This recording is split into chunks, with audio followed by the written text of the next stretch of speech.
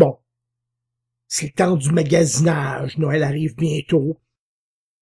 Puis en même temps, ça vous rend un peu morose, parce que, dans le fond, là, dans votre fond intérieur, vous dites, je magasine, puis en même temps, il y a tellement de choses intéressantes qu'on peut retrouver dans nos courriels, sur l'Internet, qui tentent de nous rapprocher de la vérité. Pour qu'on puisse, quand on se couche le soir, avoir l'air plus intelligent.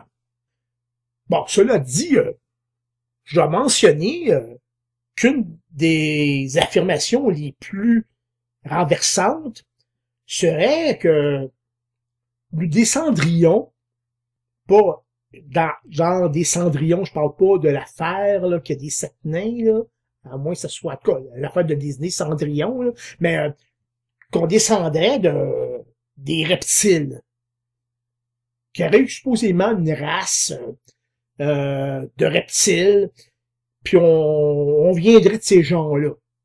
Bon, ok, je veux dire, les gens ont le droit là d'affirmer ce qu'ils veulent, même de le faire en présentant un doctorat. Mais il reste que on répond pas à la question sont où les œufs? Il faut comprendre que les reptiles pondent des œufs, alors que l'humain, plus particulièrement la femme, elle, quand le bébé arrive, il est toute prête. Il reste juste à changer ses couches quelquefois, puis l'amener sur le marché du travail, c'est. Puis alors que pour les reptiles, c'est plus compliqué que ça, il faut qu'ils pondent les œufs, qu'ils couvrent, puis ça fait que la femme est obligée de rester à la maison, elle peut pas travailler, puis c'est pas payant, ça paye pas l'hypothèque. Vous voyez, il y a des problèmes, ok? Ça fait que sont où les œufs? Pour le moment, je me suis, comme je ne pouvais pas répondre à la question par accident, je l'ai fait, si vous aimez mieux, un rapport. Pas un rapport dans le genre scientifique, là.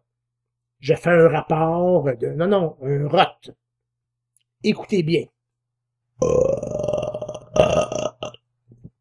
C'est beau, hein? Là, j'ai décidé d'allonger l'onde du rapport. Écoutez bien.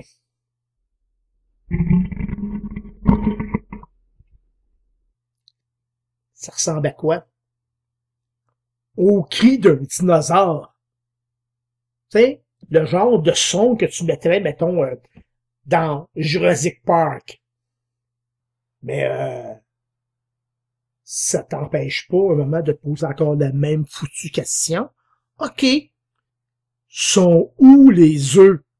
C'est là que j'ai compris, là, qu'est-ce que ça voulait dire. C'est que tantôt, là, j'ai oublié d'acheter des œufs. La conclusion, c'est qu'en modifiant des rapports, ça nous permet de stimuler notre mémoire. Dans mon cas, ça m'a permis de me rappeler que j'avais oublié d'acheter des œufs. Cette pratique-là est omniprésente.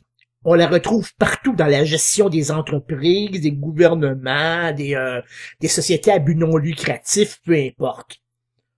Il arrive un moment où on modifie les rapports. On l'a assurément fait avec le rapport de la commission Charbonneau, avec le rapport sur le déclin de la langue française, avec toutes sortes de rapports associés au Parti libéral du Québec, des faux rapports, des faux chiffres, des fausses données. Puis c'est dès le moment où on se penche sur les faussetés dans le but de les analyser que on se met involontairement à stimuler notre mémoire. La mémoire de l'histoire, la mémoire de n'importe quoi. Ça revient à dire qu'on plonge dans notre passé. Ce désir nous rappelle l'époque très lointaine où on aurait été prétendument des reptiles.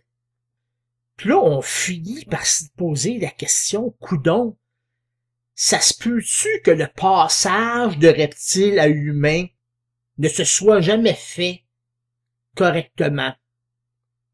Passez des bonnes fêtes.